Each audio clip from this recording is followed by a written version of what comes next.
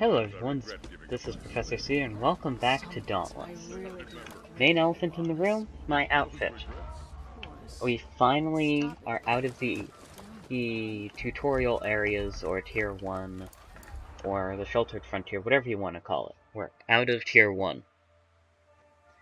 And thank God, I was getting sick of the recruits stuff. And now the Monstrous Verge. We've moved on to Tier 2, the Monstrous Verge. This region comprises a range of islands fairly close to Ramsgate, the largest city in the Ram Formation.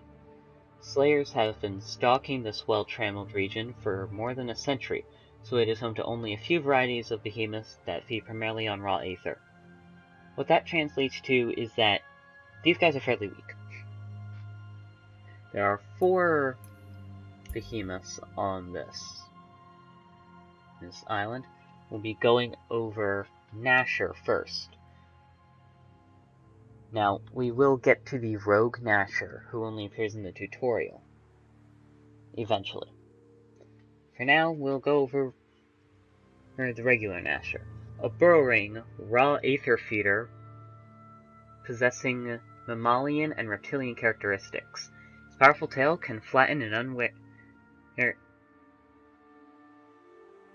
Okay, this has a few grammatical errors. First off, let me just read this out loud. A burrowing raw aether feeder possessing mammalian and reptilian characteristics. Its powerful tail can flatten an unwary slayers. Man, I can't even say it.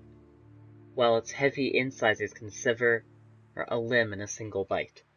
First off, a burrowing raw aether feeder seems to imply that the raw aether is the thing that's burrowing, and that it feeds off of raw aether that burrows away. Second off, an unwary slayers. It's either can flatten unwary slayers, or can flatten an unwary slayer. And even then you probably want to use unaware instead of unwary. Anyway, that's just me being Mr. Grammar Police over here.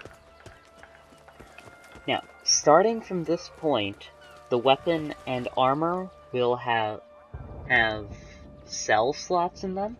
2 on the weapon, and 1 in each of the 4 armor pieces. I will go over what I personally recommend against each behemoth. Except not for the Gnasher, because you really don't have cells to put the... You don't really have cells to make use of the cell slots yet, so...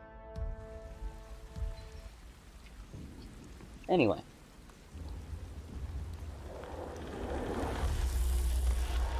Welcome to a new area, Ulrich's Refuge.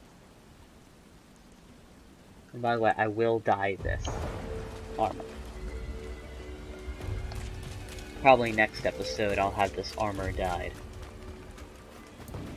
Oh, we're at Iron Falls, right. There are 2 areas where Gnasher can spawn, which coincidentally are the only 2 areas actually in the map. In this area. So this is actually Iron Falls. There are 2 areas, Ulrich's Refuge and Iron Falls. Gnasher spawns in both. There's 1 behemoth that spawns only in Ulrich's Refuge, 1 behemoth that spawns only in Iron Falls. Anyway, the Gnasher is up here. And a running thing in my family is that we call him Little Gnashy. Lil as in L-I-L apostrophe. Yes, we get it. You can roar. Lil Gnashy has a series of attacks, mostly involving body slams. The attack he just did is that he like winds back and then charges forward. That attack is where he does a flip and then a tail slap. And if you can imagine, cutting off the tail makes that attack pretty pointless. And this tail is ginormous. And he usually jumps over you when he does that tail slap attack. that's actually a different attack where instead of charging forward, he just kind of lunges forward. If you're attacking his tail a lot, he will just jump up and then tail slap down. He does that just to recenter himself. Another attack really the only other attack he does is that if you're attacking his legs a lot, he can do a stomp. You'll see that when he enters a mode that I'll have to go over very soon. There are multiple things I have to go over that are new that aren't part of the rogue behemoths. Two in particular that I can think of, so hopefully the first one will happen soon, so that... Okay. There we go. You notice that a green dot just came out of his head, and that I could pick it up. Oh, here's the other thing. That thing, the yellowish-green thing that came out of his head, whenever you perform a part break, you get a break part. As of right now, it's only one thing that comes out of every single part on the behemoth, which is usually the high of that and behemoth. The other thing is that he's currently in a new form called Rage Mode. He does like a little wind-up thing, and then he jumps, and then you have like this burst around him, and then he starts glowing red. And of course, as I start discussing it,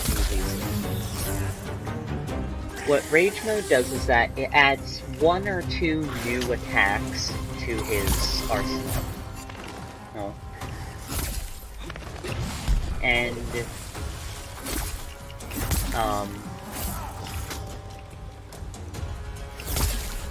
he does slightly more damage. Oh, and there's that stomp. He also does like 6 of those stumps initiate Rage Mode.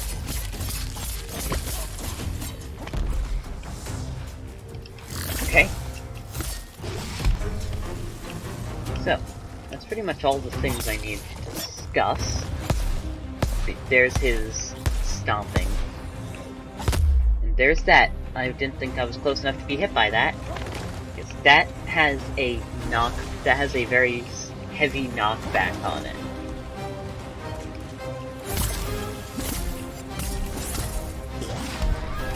So don't be close.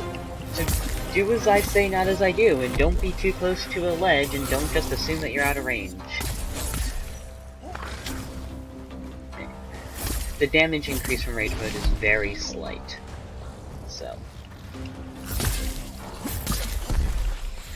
And the only way he comes out of it is by... The way they go into it and come out of it is by you doing damage to them. Basically, the more damage you're able to do to them, the quicker they enter and the quicker they leave Rage Mode.